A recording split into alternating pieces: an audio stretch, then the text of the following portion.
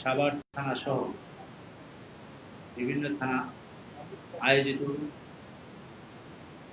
মহান স্বাধীনতার ঘোষক শহীদ রাষ্ট্রপতি জিয়াউর রহমান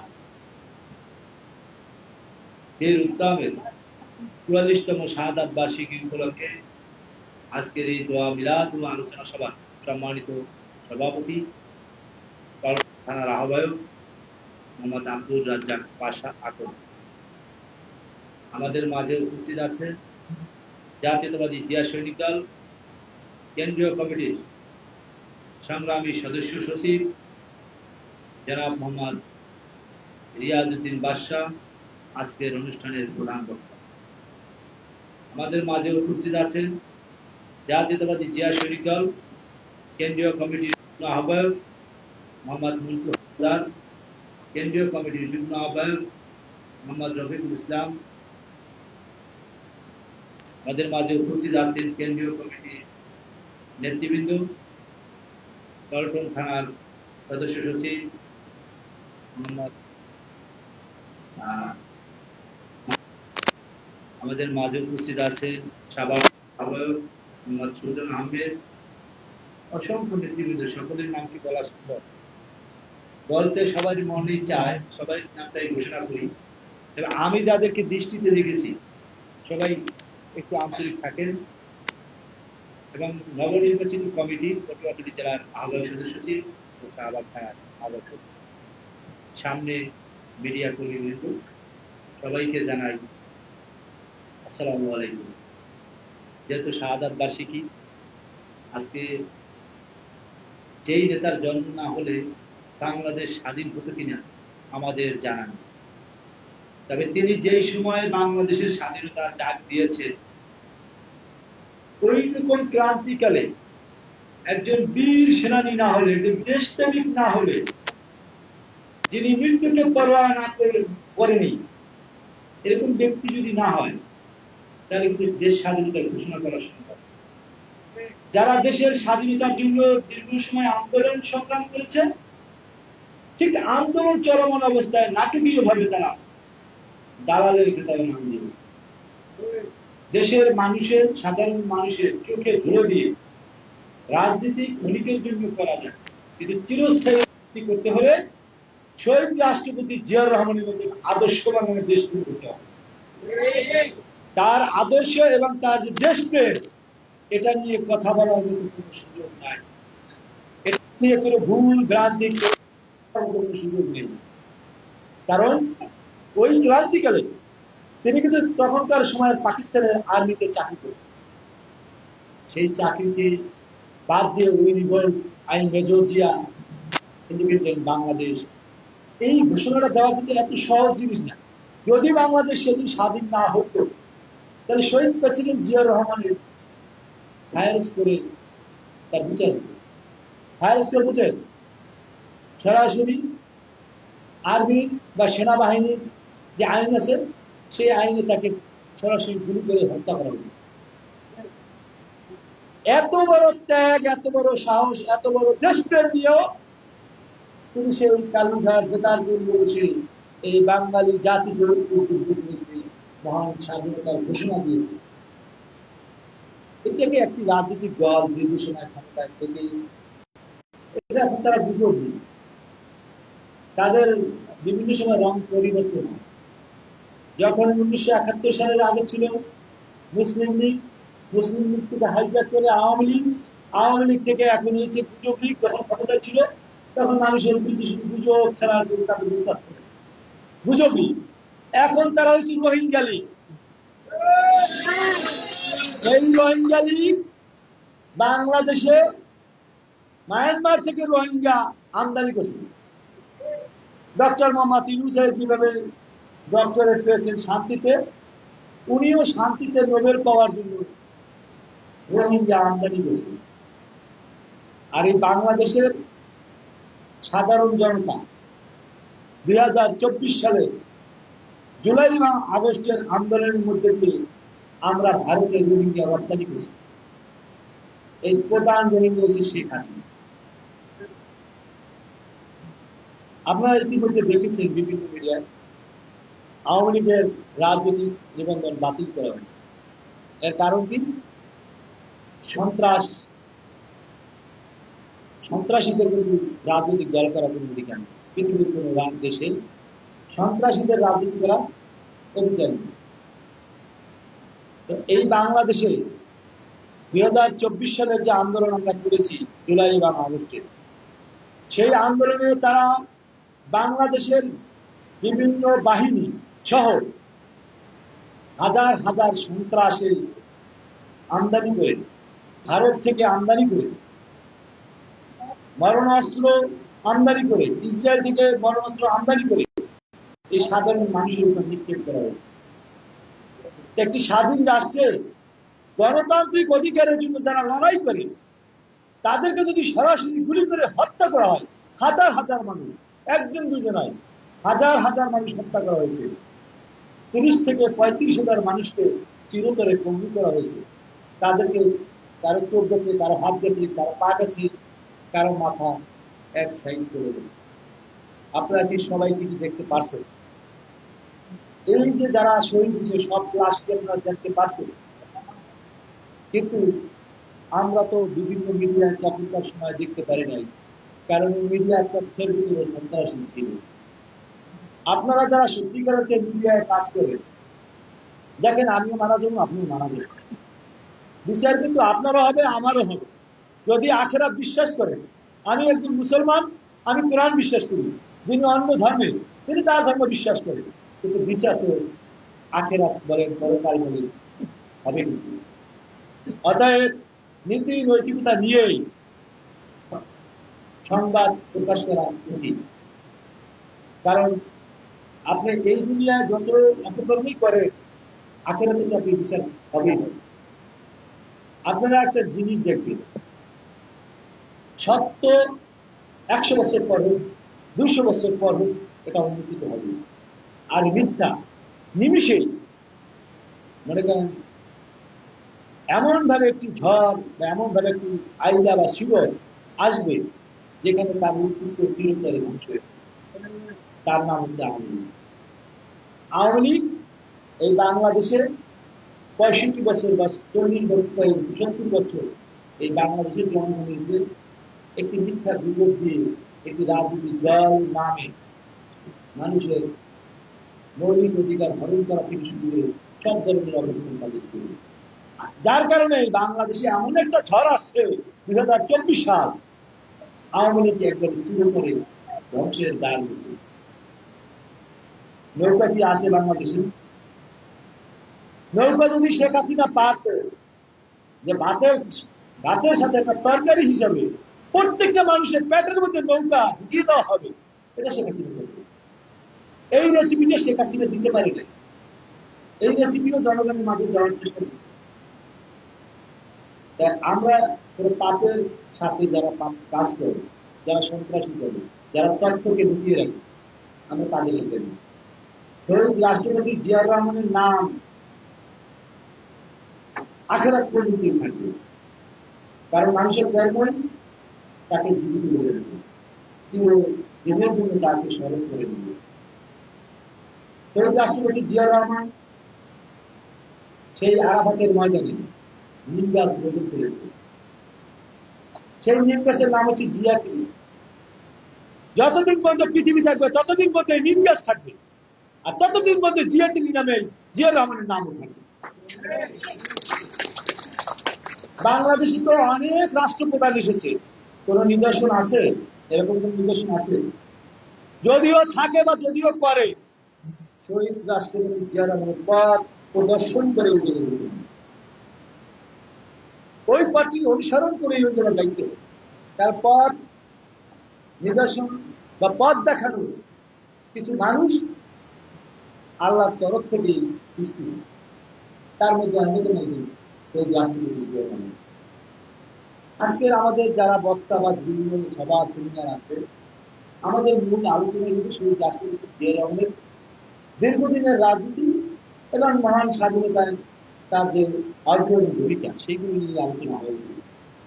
আমরা সেই আলোচনা করতে চাই, কারণ বাংলাদেশের জাতীয়তাবাদী জিয়া সৈনিক দল আমরা ওইরকম একটি সংগঠন তৈরি করছি, ওইরকম একটি সংগঠনের নেতৃবৃন্দ আমরা সৃষ্টি করতেছি যারা সত্যিকার অর্থে জিয়া রহমানের নামের সাথে সংযুক্ত থেকে তার আদর্শ লালন পালন করতে পারে এবং বুক খুলিয়ে বলতে পারে যে আমি অন্যায়ের সাথে নাই, আমি দুর্নীতির সাথে নাই, আমি নির্যাতনের সাথে নাই, আমি নিপীড়নের সাথে নেই, আমি বন্ধুদের সাথে আছি।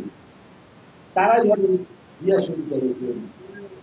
আমি কোনো আয়রন করা সার, বাড়িওয়ালা গাড়িওয়ালা, বড় বড় চাকরিজীবী, আমি কিন্তু তাদেরকে খুঁজি না।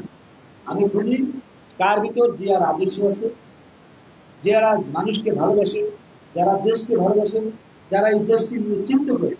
আমরা আমাদের তাদেরকে জিয়া শরীফ দল সারা বাংলাদেশে প্রতিটা জেলায়, প্রতিটা থানায়, প্রতিটা ইউনিয়নে, প্রতিটা ওয়ার্ডে শত শত দল রয়েছে। আপনারা ইতিমধ্যে দেখেছেন, আপনারা এইখানে অনেকগুলি মিডিয়া আছে, সবাই ঘাটাঘাটি করে দেখবেন। বাংলাদেশ জাতীয়তাবাদী জিয়া শরীফ দলের কোন একটা কর্মী আজ পর্যন্ত এই যে 5ই আগস্টের পরে কোথাও কোন ধরনের কোন কেলেঙ্কারির শিকার হয়নি। কারণ এই দলের যিনি প্রধান উপদেষ্টা, তিনি চেয়ারপারসনের উপদেষ্টা এবং লন্ডন বিএনপির প্রতিষ্ঠাতা সভাপতি, বিএনপির জাতীয় নির্বাহী কমিটির সাবেক আন্তর্জাতিক বিষয়ক সম্পাদক যারা ভাইদ রহমান এবং বিএনপির চেয়ারপারসনের উপদেষ্টা যারা মালেক, তারা অত্যন্ত জিয়া পরিবার প্রেমী। তারা ওই রকমই মানুষ যাদেরকে খুঁজে বের করে আমার মতো একজন নগণ্য কর্মীকে দায়িত্ব দিয়েছে সারা বাংলাদেশে জাতীয়তাবাদী জিয়া শরীফ দল গঠন করার লক্ষ্যে। আমার সাথে আমার সহযোগিতা দিয়েছে মোহাম্মদ রিয়াজউদ্দিন বাদশাকে সহ আমার পিছনে যারা আছে সবাই। আমরা কিন্তু কমিটি করার সময় আমরা খেয়াল করি কোনো আওয়ামী দোষক বা কোনো দুষ্কৃতিকারী যেন এই কমিটিগুলো অংশগ্রহণ করতে না পারে। আমি এখানে মিডিয়ার মাধ্যমে ঘোষণা করছি, আমি যা বলি আমি তাই করি, আমি যা বলি না আমি তা করি না। আমি যা করি আমার নেতার নির্দেশই করি, চেষ্টা করি তার কথা রক্ষা করতে। কেউ যদি কারো কাছ থেকে কমিটি করার ক্ষেত্রে কোনো দুষ্কৃতি করে, ধরেন সে আওয়ামী লীগ করে না, আওয়ামী লীগ ছাড়াও তো দুষ্কৃতিগিরি আছে না ভাই? অনেক মানুষ দুষ্কৃতিগিরি। দিনের বেলায় মনে করেন হাজি সাহেব, রাতের বেলা সেই চুরি নিয়ে যান, মাদকের নিয়ে যান, এগুলি খেয়াল করবেন, এদের কিন্তু বলে নজর। জিয়ার রহমানের আদর্শের ভিতরে বাইরে থাকে 1 ইঞ্চি পরিমাণ, তাকে জিয়া শরীফ দলে অন্তর্ভুক্ত করবেন না, তাই একটা আপত্তি থাকে। যে করবেন ওই কমিটির আহ্বায়ক এবং সদস্য সদস্যকে বিনা নির্দেশে কমিটি বাতিল করে আমাদের কোনো দায়িত্ব লাগে তদন্ত আমরা এখানে কিছু করি মানে করার নির্দেশ। জিয়া পরিবারের বাড়ির বাইরে, জিয়া পরিবারের আদর্শের বাইরে যারা রাজনীতি করবে, যারা আধিপত্য বিস্তারের জন্য রাজনীতি করবে, খুন খারাপির সাথে জড়িয়ে যাবে, টেন্ডারবাজির সাথে জড়িয়ে যাবে, চাঁদাবাজির সাথে যারা জড়িয়ে যাবে, তাদেরকে জিয়া শরীফ দলের জন্য অবস্থা হবে। বাংলাদেশে এই মুহূর্তে একটি সবচেয়ে বড় একটা সংকট চলছে। আমরা দীর্ঘ 17টি বছর আন্দোলন করেছি একটি ভোট দেওয়ার জন্য। সেই ভোটের আন্দোলনের জন্য বাংলাদেশের 17 কোটি 18 কোটি মানুষ দেশনায়ক তারেক রহমানের নির্দেশে 19শে জুলাই আমরা কিন্তু রাজপথে সবাই ঝাঁপিয়ে পড়েছি। যারা কোঠা সংস্কারের আন্দোলন করেছে তারা সবাই ভার্সিটি ছাত্র। ভাই ভার্সিটি ছাত্র যারা তারা পাশ করবেন, তারা চাকরি করবেন, তাদের কোঠা মুক্ত হলে তারা চাকরি করতে পারবে মেধায়। কিন্তু কোনো রিক্সাওয়ালার কোঠা লাগে না, কোনো সবজিওয়ালার কোঠা লাগে না, কোনো দোকানদারের কোঠা লাগে না। তারা কেন রাজপথে আসছে? আমরা আসছি দেশনায়ক তারেক রহমানের নির্দেশে। কেন আসছি? এই কোঠার আন্দোলনের সাথে যারা যুক্ত ছিল, বাংলাদেশ জাতীয়তাবাদী ছাত্র দল সহ 62টা রাজনৈতিক দল যারা গণতান্ত্রিক রাজনৈতিক আন্দোলনের সাথে যুক্ত ছিল তাদের ছাত্র সংগঠনের নেতা কর্মীরা এই জুলাই বা আগস্টের কোঠা আন্দোলনের সাথে তাদের সম্পৃক্ততা ছিল। তাদেরকে রক্ষা করার জন্য 1971 সালে যখন দেশের মানুষকে রক্ষা করার জন্য দিয়েছে, দেশ স্বাধীনতার ডাক দিয়েছে। আপনারাও জেনে রাখেন 19শে জুলাই বাংলাদেশের ওই নতুন স্বাধীনতার পিছনে দেশনায়ক তারেক রহমানের স্বাধীনতার ডাক ছিল। সেই ডাকে কোটি কোটি মানুষ আমরা রাজপথে চলে আসছি, হাজার হাজার মানুষ।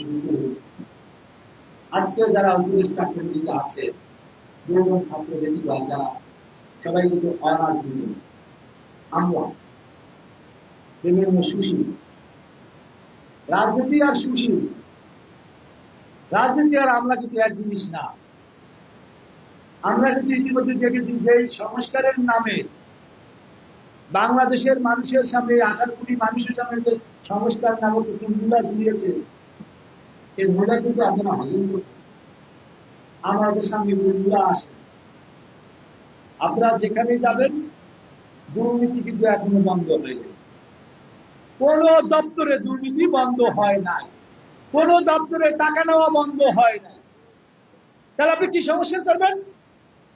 আপনি সংস্কারের নামে বাংলাদেশের নির্বাচনকে বিলম্বিত করার জন্য আপনার ক্ষমতার মস্তক ধরে রাখার জন্য আপনি নতুন একটা স্বৈরাচারের রূপ ধারণ করছেন।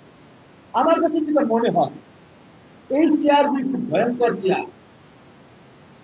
ক্ষমতার মস্তকের যে চেয়ারগুলি আছে, এই চেয়ারগুলি খুবই ভয়ঙ্কর।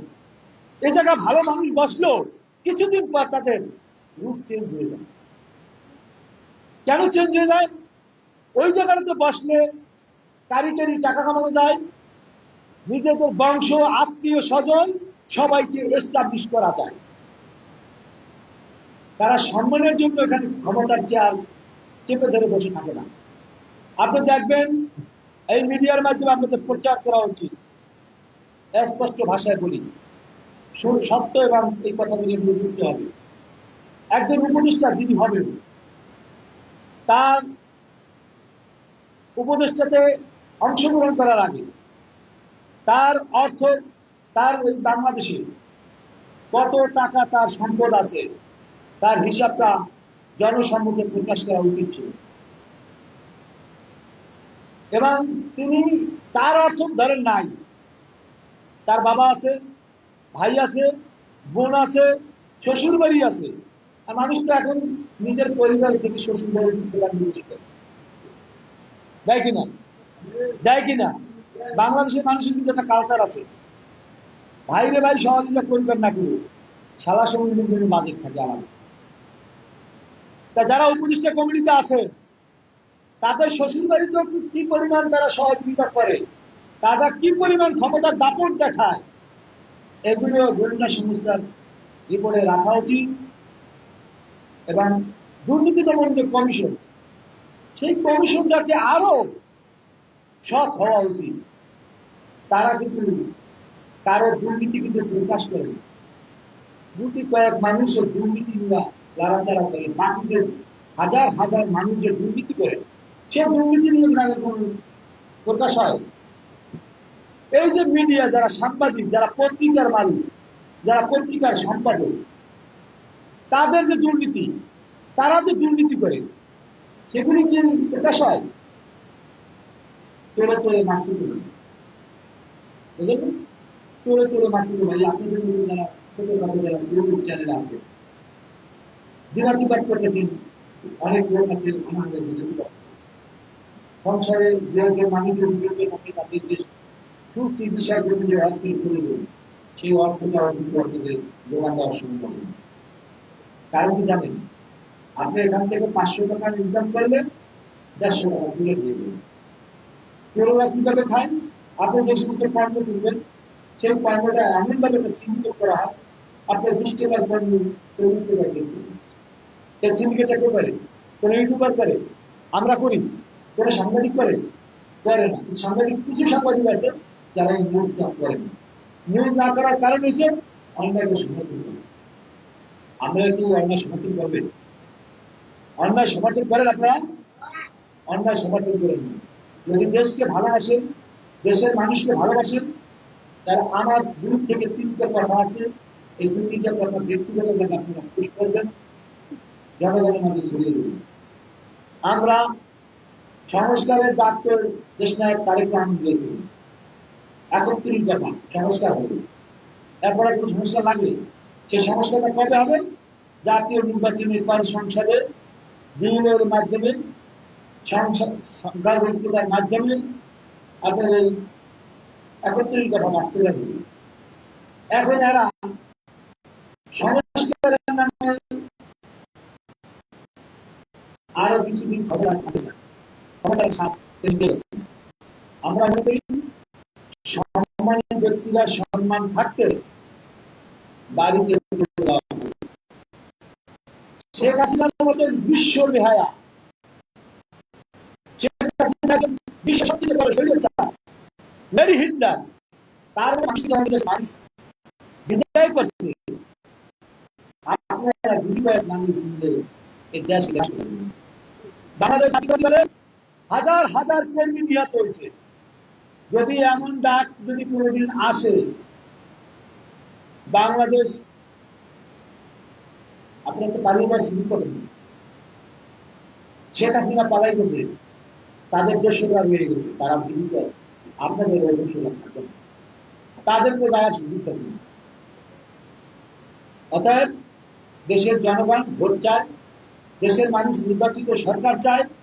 কারণ এখন আওয়ামী লীগের প্রতিটা সেক্টরে আওয়ামী দোষরা বসা। আপনি চিন্তা করেন, এত বড় একটা রাষ্ট্র, যে রাষ্ট্রের 92% মুসলমান, সেই রাষ্ট্রের 90% সচিব, উপসচিব, ওসি, ডিসি, এসপি সব হিন্দু সম্প্রদায়। কি কারণে? শেখ হাসিনাকে ভারতের অ্যাসাইনমেন্টে এই বাংলাদেশকে একটি ভারতের অঙ্গরাজ্য হিসেবে, অঘোষিত অঙ্গরাজ্য হিসেবে ছিল। আমাদের মুসলমান যারা ছিল, মেধাবী যারা ছিল, তারা কি বিসিএস দেয় নাই? তারা কি বিসিএস পরীক্ষা দেয় নাই? তারা কি বিসিএস কি উন্নতি বিসিএস পাস করে নাই? পাস করছে, কিন্তু তাদেরকে অবস্থান দেওয়া হয়নি। তাহলে চিন্তা করেন যে বাংলাদেশকে ধ্বংস করার জন্য সবচেয়ে যেটা গুরুত্বপূর্ণ জায়গা, যেখানে সবচেয়ে বড় মেধাবী, যারা সবচেয়ে বেশি দেশপ্রেমিক হবে, সেই বিসিএস ক্যাডার যারা, তাদেরকে আগে রিনিউ করা হয়েছে, তাদেরকে কোনো চেয়ার দেওয়া হয়নি। আপনি যাবেন, যে মন্ত্রণালয়ে যাবেন, অমুক শাহ, অমুক দত্ত, অমুক পাল, অমুক মাল, এগুলি দেবে। তো এই যে দেশ চলতে আছে, এই দেশে এই সমস্ত সচিবদেরকে রেখে এই ডক্টর মোহাম্মদ ইউনূস এবং এই প্রতিবাদ কিছু ছাত্র কিভাবে সংস্কার করবে? এরা সংস্কারের নামে, দেখেন আরেকটা বিষয় দেখুন, অন্যায় জিজ্ঞেস অন্যায় বলতে হবে। আমি স্পষ্টবাদী, মৃত্যুকে ক্ষমা করি। আপনারা যারা কাজ করতেছেন, আওয়ামী লীগের যে সম্পদ, আওয়ামী লীগের কার্যালয় কাজ, আওয়ামী লীগের না? আওয়ামী লীগ থাকুক আর না থাকুক, সম্পদটা তো আওয়ামী লীগের। তারা আওয়ামী লীগের কার্যালয় দখল করেন কেন? আপনারা কি সমস্যা করবেন? আওয়ামী লীগের সম্পদ, এটা তো আপনার না। তাহলে আওয়ামী লীগের কার্যালয়, যে মানিক মিয়া এবং আওয়ামী লীগের কার্যালয়, সেই অফিস কাদের? যেখানে আওয়ামী লীগ এই দেশের বিরুদ্ধে ষড়যন্ত্র করছে, সেইখানে এখন নতুন রাজনীতি চলে, মাইক চলে, অফিস চলে। এটা তো পৈতৃক সম্পত্তি না। তাহলে আমরা কি ধরে নেব যে আপনারা আওয়ামীর উত্তরসূরি? তাহলে আমার মনে হচ্ছে মুখে বলবেন সংস্কার, আর ভিতরে ভিতরে আওয়ামী উত্তরসূরি। এটার উপর বিচার হবে। আমরা কিন্তু আওয়ামী লীগের অফিস দখল করতে চাই না। আমরা কি আওয়ামী লীগের অফিস দখল করছি? বাংলাদেশে কোথাও আওয়ামী লীগের অফিস দখল করছি? তাহলে আওয়ামী লীগের অফিস দখল করলেন কেন? গাইনা বাড়াইতেন, গুঁড়ো গুঁড়ো করে বাড়াইতেন, ওটাকে চিরতরে ধ্বংস করতেন। ওই জায়গায় পাবলিক প্রস্তাব পায়খানা করে, সমস্যা নেই। এটাকে আমি রক্ষা করা পারিনি, অবশ্যই আমি উত্তর করি। এই উত্তরসূরি দায়িত্ব পালন করে আপনারা নতুন ভাবে বিএনপির পিছনে, বিএনপিকে ধ্বংস করার পিছনে একটি নীল নকশা আছে। আপনারা ইতিমধ্যে দেখছেন যে শেখ হাসিনা পালিয়ে গেছে। আমাদের বিএনপির ভারপ্রাপ্ত চেয়ারম্যান দেশনায়ক তারেক রহমানের বিরুদ্ধে ভারতীয় রং এবং ভারতীয় সরকার এবং বাংলাদেশের কতিপয় কিছু ভারতীয় দালা দেশনায়ক তারেক রহমানকে হত্যা করার জন্য একটি ষড়যন্ত্র করেছে। সেই আসামি কিন্তু বাংলাদেশে কিন্তু গ্রেফতার হয়েছে। আমরা কিন্তু তার বিচার 90 দিনের ভিতরে তার ফাঁসিতে ঝুলিয়ে বিচার করার জোর দাবি জানাচ্ছি। কারণ আমরা কিন্তু এই দেশে রাজনৈতিক দল, জামাতের আমির বলেন, এনসিপি বলেন বা অন্যান্য রাজনৈতিক দল আছে, গণঅধিকার পরিষদ আছে, আমরা তো তার প্রতি প্রতিহিংসার রাজনীতি, হত্যার রাজনীতিতে বিশ্বাস করি। তাহলে রাষ্ট্রপ্রধান, দলের প্রধান এগুলো হত্যা করার কারণ কি? যারা বাংলাদেশের সবচেয়ে দেশপ্রেমিক হবে তাদেরকেই হত্যা করতে হবে। এটা হচ্ছে ভারতের একটা নীতি। যার কারণে শহীদ রাষ্ট্রপতি জিয়াউর রহমান শেখ হাসিনা বাংলাদেশে আসার 11 দিনের মাথায় জিয়াউর রহমান হত্যা শিকার হয়েছে। আমি তো মনে করি এই হত্যার দায়ে শেখ হাসিনার নামে মামলা হবে। শেখ হাসিনার নামে এই হত্যার দায়ে মামলা হওয়া উচিত। কে করবে এই সংস্কার? অবশ্যই সংস্কার হবে। আগামী দিনে যে জাতীয় নির্বাচন হবে, সেই নির্বাচনের মাধ্যমে যারা ক্ষমতায় যাবে, যদি দেশের জনগণ জিয়া পরিবারকে পছন্দ করে, অবশ্যই তারা ক্ষমতায় যাবে। এখন এই নির্বাচন বিলম্বিত করার কারণ হয়তো সরকার কোন ফিন্স পার্টি দ্বারা ক্ষমতার চিন্তা ভাবনা করবে। আমি বলে দিলাম, এই সভা থেকে বলে দিলাম, বাংলাদেশে যে কটা ওয়ার্ডে নির্বাচন হবে, ভোটাররা যে সমস্ত ওয়ার্ডে তারা ভোট দিবে, সে ভোট তো গণনা হবে। যদি ভোট গণনা হয়, তা আপনারা যাদেরকে নিয়ে স্বপ্ন দেখছেন, এটা স্বপ্ন এ স্বপ্ন দিবা স্বপ্ন। বাংলাদেশের জনগণ বিএনপিকে ক্ষমতায় দেখতে চায়। যদি কারো অবিশ্বাস হয়, তাহলে ঘোষণা দিয়ে আপনার একটা হানা ভোটের ব্যবস্থা করুন। একটা হানা ভোট কোন মার্কা দেখতে নেই। হানা ভোট হবে, দেশের জনগণ ভোট চায় কি, এবং ডিসেম্বরের মধ্যেই একটা নির্বাচিত সরকার চাই কিনা সেটা দিলে একটা হানা ভোট। কেন্দ্রে পাঠাবেন কারে? কেন্দ্রে আমি থাকবো, কেন্দ্রে আমার মতো লক্ষ লক্ষ তরুণ থাকবে। আমাদের সামনে যারা ভোট চুরি করতে চাইবে সেটা আমরা করতে দেবো, বাট আমরা ভোট চুরিও করবো না, দেবো না। এবং ডিক্লারেশন ফাইনাল যেটা হবে, ওই কেন্দ্রে বসে ডিক্লারেশন দিয়ে দিতে হবে। ভোট হবে এখানে, ডিক্লারেশন হবে পল্টনে, তা হবে না। ভোট হবে যেখানে, ডিক্লারেশন হবে সেইখানে। বাংলাদেশের প্রতিটি ভোট কেন্দ্রে ভোট হবে, ওই কেন্দ্রে বসে ভোট ডিক্লারেশন দিয়ে আপনারা প্রিজাইডিং অফিসার বলেন, পুলিশ অফিসার বলেন, ওই মাঠ থেকে বের হবে। তাহলে আমরা দেখতে পারবো বাংলাদেশে কি নির্বাচন জনগণ চায় কি চায় না। গুটি কয়েক মিডিয়া দিয়া বাংলাদেশের মানুষকে গুজব খাওয়ানো যাবে না। গুজব খাওয়াইতে গেলে রোহিঙ্গা আপার মতো চলে যেতে, আপনারও কিন্তু রোহিঙ্গা হওয়া লাগবে, বাংলাদেশের মাটিতে জায়গা হওয়া লাগবে। আমরা এদেশের মানুষ ভোটে বিশ্বাস করি, গণতন্ত্রে বিশ্বাস করি, শান্তিতে বিশ্বাস করি। অতএব আমাদের সবার আগে নির্বাচন চাই। নির্বাচিত সরকার হলে সকল ধরনের অন্যায় অবিচার রোধ করা সম্ভব। যে সমস্ত অফিসাররা কাজ করে না, তাদেরকে দিয়ে কাজ করানো সম্ভব। কেন তারা কাজ করে না? তাদেরকে বাইফোর্স করা চলবে। কারণ পা হইতে মাথা পর্যন্তই আপনার পচন ধরবে।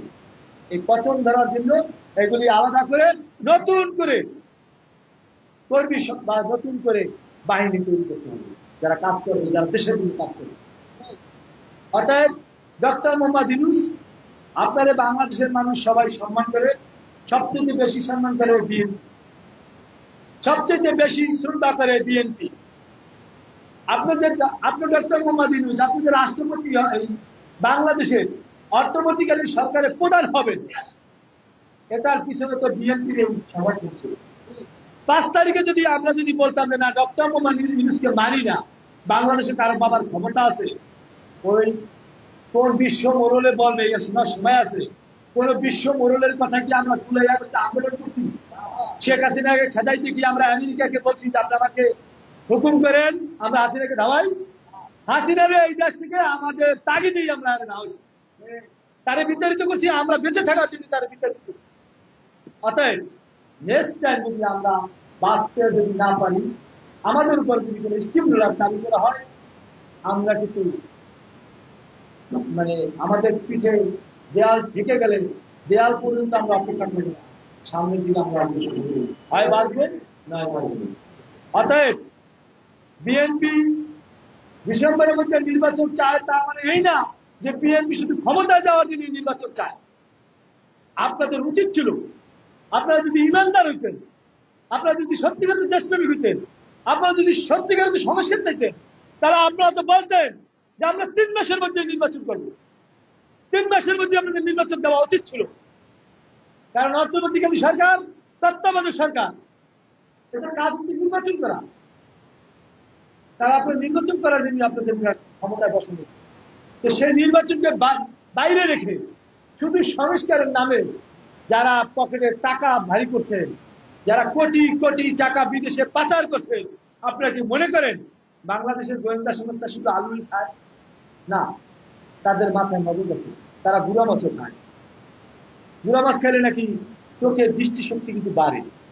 অতএব যারা ইন্টেলিজেন্ট, যারা গোয়েন্দা সংস্থা চাকরি করে, তাদের মেধা অনেক বেশি, আমাদের চেয়ে অনেক বেশি। অর্থাৎ আমরা যে দুর্নীতি করেন, কোন কোন দপ্তরে দুর্নীতি করেন, কোন কোন দপ্তরে কমিশন হয়, সব কিন্তু আমাদের নখদর মনে আসতেছে এবং আমরা দেখতেছি। বিচার খালি শেখ হাসিনা একার হবে, এটা কেমনি ভাবলো? বিচার তো খালি শেখ হাসিনা একার হবে না, যত চোর আছে, যত তথ্য সন্ত্রাসী আছে, যত দুর্নীতিবাজ আছে, প্রত্যেকেরই বিচার হবে। বিএনপির কাছে, বিএনপির দলের নেতাদের প্রতি আমার অনুরোধ থাকবে, বাংলাদেশের কোন সাধারণ জনগণ কোন দুর্নীতি, কোন অন্যায়কে যদি পছন্দ করে না। আমাদের বিএনপি সিনিয়র নেতাদের নির্দেশনা একটাই, অন্যায়ের সাথে যাওয়া যাবে না, দুর্নীতির সাথে সম্পৃক্ত থাকা যাবে না,